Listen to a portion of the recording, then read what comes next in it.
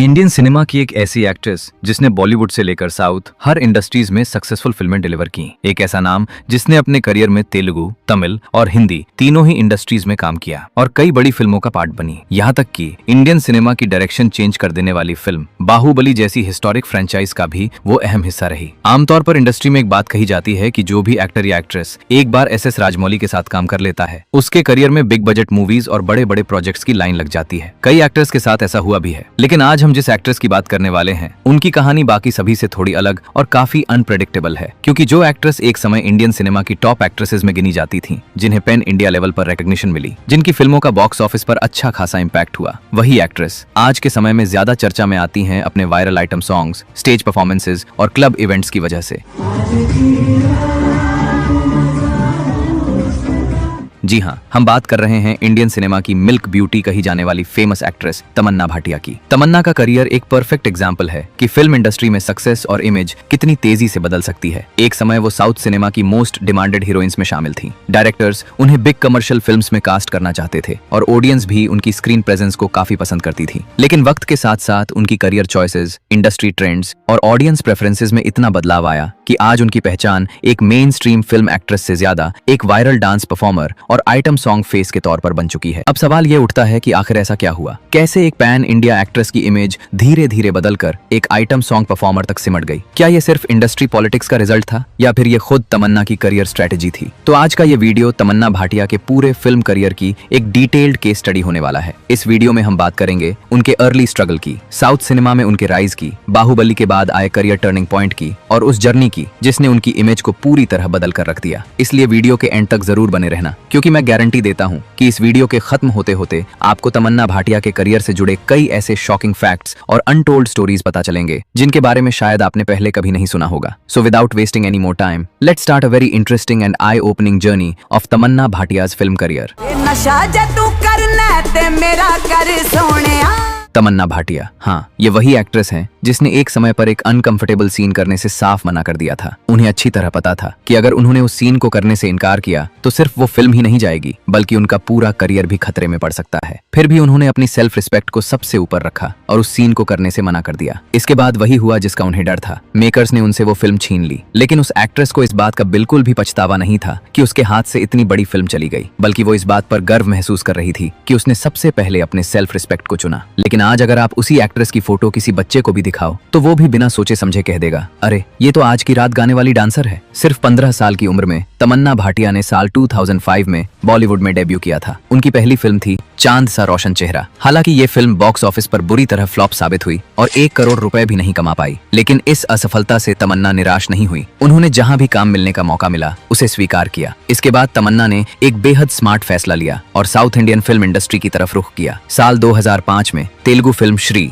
और 2006 में Tamil film KD के साथ उन्होंने धीरे धीरे अपनी जगह बनानी शुरू की। साल 2007 उनके करियर का पहला बड़ा टर्निंग पॉइंट साबित हुआ। हैप्पी डेज और कलोरी जैसी फिल्मों ने सीधे यूथ ऑडियंस के साथ कनेक्ट किया। दोनों फिल्में हिट रहीं और अचानक तमन्ना तेलुगु और तमिल सिनेमा की राइजिंग स्टार बन गईं। लेकिन 2013 और 2014 के आसपास उन्होंने एक बार फिर बॉलीवुड की तरफ कदम बढ़ाया और इस बार भी बॉलीवुड ने उन्हें निराश ही किया। हिम्मत वाला, हम शक्ल्स और एंटरटेनमेंट जैसे हिंदी प्रोजेक्ट्स बॉक्स ऑफिस पर बुरी तरह फ्लॉप हुए। इन फिल्मों के साथ साथ तमन्ना की एक्टिंग की भी काफी ट्रोलिंग हुई। इसके बाद तमन्ना ने एक बार फिर साउथ सिनेमा की तरफ रुख किया। इसी दौरान उन्होंने पहली बार एक फुल फ्लेज्ड आइटम सॉन्ग किया तेलुगु मूवी अल्लूडू शीनू में। सॉन्ग का नाम था लबार बोमा और यहीं से उन्होंने एक ऐसे जोन में कदम रखा जो आगे चलकर धीरे धीरे उनकी नई पहचान बनने वाला था। अब बात करते हैं तमन्ना भाटिया के करियर के उस फेज की जिसने उनकी पूरी जर्नी को एक नया मोड़ दिया। 2015 तमन्ना के करियर का सबसे बड़ा टर्निंग पॉइंट साबित हुआ जब बाहुबली रिलीज हुई। फिल्म में अवंतिका का उनका किरदार काफी आइकॉनिक बन गया और इस फिल्म ने उन्हें नेशनल लेवल पर एक नई पहचान दिलाई। बाहुबली और फिर बाहुबली 2 ने बॉक्स ऑफिस पर इतिहास रच दिया। ये वो मोमेंट था जहां तमन्ना चाहती तो अपने करियर को सिर्फ स्ट्रॉन्ग फीमेल रोल्स की तरफ मोड़ सकती थी, लेकिन यहीं से उनकी चॉइसेस थोड़ी कंफ्यूजिंग लगने लगी। 2016 से लेकर 2019 के बीच तमन्ना की धर्मादुराई, देवी, F2, फन एंड फ्रस्ट्रेशन और सायरा नरसिम्हा रेड्डी जैसी फिल्में देखने को मिली। कुछ फिल्में हिट रहीं और कुछ एवरेज साबित हुई। इसी दौरान तमन्ना के रोल्स धीरे धीरे बदलने लगे। लीड एक्ट्रेस के बजाय वो एक ऐसी एक्ट्रेस बनती चली गईं जो फिल्मों में कमर्शियल वैल्यू ऐड करने के लिए कास्ट की जाती थी। 2020 के बाद उनका फोकस साफ तौर पर शिफ्ट होता नजर आया। ये कोविड का समय था, थिएटर्स बंद थे और OTT प्लेटफॉर्म्स तेजी से ग्रो हो रहे थे। ऐसे में तमन्ना ने भी OTT प्रोजेक्ट्स प्रोजेक्ट्स और कैमियो अपीयरेंसेस पर ज्यादा ध्यान देना शुरू कर दिया। लस्ट स्टोरीज 2,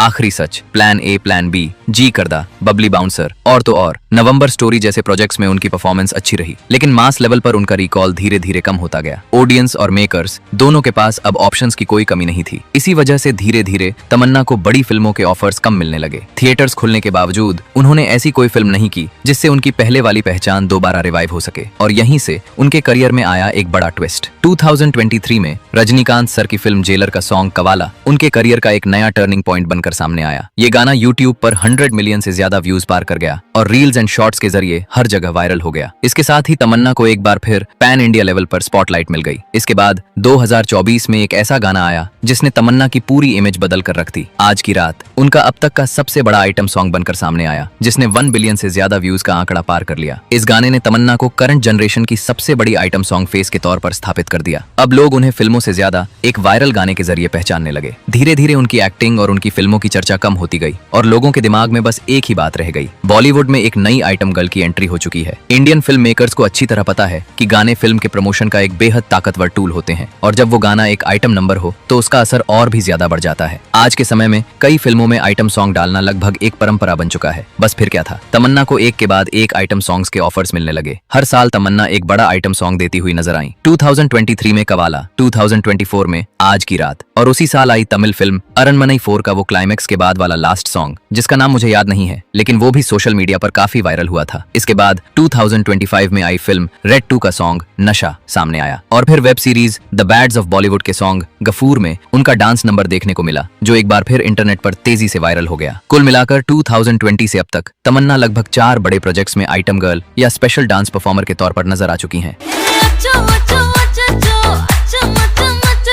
इन प्रोजेक्ट्स ने उनकी इमेज को पूरी तरह बदल कर रख दिया। अब उन्हें सिर्फ आइटम सॉन्ग्स ही नहीं मिल रहे, बल्कि लाइव परफॉर्मेंसेस के ऑफर्स भी मिलने लगे, जहां वो क्लब्स और बड़े इवेंट्स में डांस करती हुई नजर आती। एक एक्ट्रेस जो एक वक्त पर पैन इंडिया सुपरस्टार बनने की पूरी काबिलियत रखती थी, आज वो एक क्लब डांसर की तरह परफॉर्म करती हुई नजर आती है। मगर सवाल ये है कि तमन्ना भाटिया ने ऐसा क्यों किया? इसके पीछे का कारण समझना भी जरूरी है। रिसेंट टाइम में तमन्ना भाटिया ने न्यू ईयर के दौरान काफी सुर्खियां बटोरी। 31 दिसंबर 2025 को गोवा में हुए एक बड़े इवेंट में उनका डांस परफॉर्मेंस हुआ। रिपोर्ट्स के मुताबिक सिर्फ 6 मिनट की उस परफॉर्मेंस के लिए तमन्ना को लगभग 6 करोड़ की फीस मिली, यानी सीधी सी बात है करीब 1 करोड़ प्रति मिनट। ये सिर्फ एक नंबर नहीं था, बल्कि ये दिखाता है कि आज के समय में एक डांस परफॉर्मर के तौर पर तमन्ना की डिमांड किस लेवल तक पहुंच चुकी है। फिल्म रेड 2 के उनके स्पेशल सॉन्ग नशा के लिए उन्हें लगभग 5 करोड़ की फीस मिली थी। वहीं फिल्म जेलर के सॉन्ग कवाला के लिए भी उन्हें करीब 3 करोड़ दिए गए थे। आज के समय में तमन्ना वेडिंग्स, कॉर्पोरेट इवेंट्स और प्राइवेट शोज के लिए टॉप चॉइस बन चुकी है। ऑर्गेनाइजर्स बिना ज्यादा सोचे समझे भारी रकम देने को तैयार रहते हैं, क्योंकि बदले में उन्हें सिर्फ तमन्ना की स्टेज प्रेजेंस चाहिए होती है। अगर उनकी मूवी फीस की बात करें तो तमन्ना एक फिल्म के लिए लगभग 4 से 5 करोड़ चार्ज करती हैं। वहीं दूसरी तरफ एक लाइव परफॉर्मेंस के लिए उन्हें 6 करोड़ तक मिल जाते हैं, और एक आइटम सॉन्ग के लिए भी उन्हें 5 से 6 करोड़ की फीस मिलती है। अब जरा इस तुलना को समझिए। एक फिल्म करने के लिए महीनों की मेहनत, लंबी शूटिंग, फिर प्रमोशन के लिए पूरे देश में घूमना, इंटरव्यू देना, ये सब करने के बाद उन्हें 4 से 5 करोड़ मिलते हैं। वहीं दूसरी तरफ एक आइटम सॉन्ग की शूटिंग सिर्फ 1 या 2 दिन में पूरी हो जाती है, और एक लाइव शो में अधिकतम 1 से 2 घंटे की परफॉर्मेंस देकर 6 करोड़ तक की कमाई हो जाती है। जब फिल्मों का फ्लो धीरे धीरे कम होने लगा, जब थिएटर्स खुलने के बाद भी कोई ऐसी फिल्म नहीं आई जो उनकी पुरानी पहचान को वापस ला सके, और जब एक के बाद एक फिल्में उम्मीद के मुताबिक परफॉर्म नहीं कर पाई, तब तमन्ना ने शायद ये समझ लिया कि एक्टिंग ही उनकी सबसे बड़ी ताकत नहीं है, बल्कि ग्लैमर और डांस ही उनकी सबसे बड़ी कमर्शियल स्ट्रेंथ बन चुके हैं। लेकिन ये कहानी जितनी बाहर से चमकदार दिखती है, उसके पीछे एक सैड रियलिटी भी छिपी हुई है। एक समय पर जिस एक्ट्रेस ने अपनी सेल्फ रिस्पेक्ट के लिए एक बड़ा करियर रिस्क ले लिया था, आज वही एक्ट्रेस अपने डांस परफॉर्मेंस में दर्जनों पुरुष डांसर्स के बीच परफॉर्म करती हुई नजर आती है। लगभग वही रिपीट होने वाले ग्लैमरस आउटफिट्स, वही ओवर सेक्सुअलाइज्ड डांस मूव्स और वही कमर्शियल प्रेजेंटेशन। तमन्ना में पूरी कैपेसिटी थी कि वो एक पैन इंडिया सुपरस्टार बन सकती थी, लेकिन उन्होंने एक अलग रास्ता चुना, ऐसा रास्ता जिसने उन्हें एक आइटम सॉन्ग फेस के तौर पर स्थापित कर दिया। अब इसे कोई मजबूरी कहे या फिर एक करियर डिसीजन, ये हर किसी की अपनी राय हो सकती है, लेकिन सच यही है कि एक समय अपनी सेल्फ रिस्पेक्ट के लिए समझौता न करने वाली ये एक्ट्रेस आज एक ऐसे फेज में पहुंच चुकी है जहां उनके करियर की आइडेंटिटी पूरी तरह बदल चुकी है। आई होप आपको ये वीडियो और मेरा ये पर्सपेक्टिव पसंद आया होगा। अगर वीडियो पसंद आई हो तो प्लीज इसे लाइक करें और चैनल को सब्सक्राइब करना बिल्कुल ना भूलें, और कमेंट सेक्शन में अपना ओपिनियन जरूर बताकर जाना। मिलूंगा आपसे अगली वीडियो में, तब तक के लिए take care and bye bye.